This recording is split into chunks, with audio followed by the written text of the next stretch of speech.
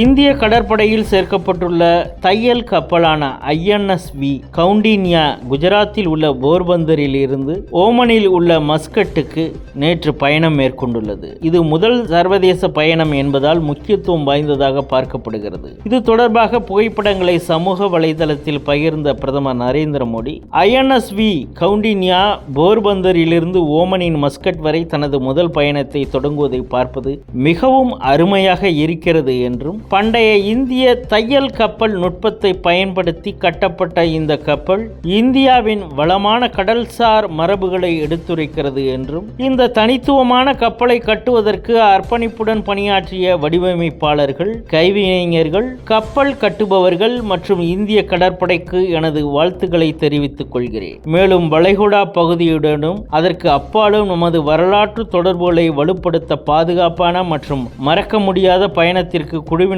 எனது வாழ்த்துக்கள் என பிரதமர் மோடி கூறியுள்ளார். அண்மையில் பிரதமர் மோடி ஓமன் நாட்டிற்கு பயணம் மேற்கொண்டு இருந்தது குறிப்பிடத்தக்கது.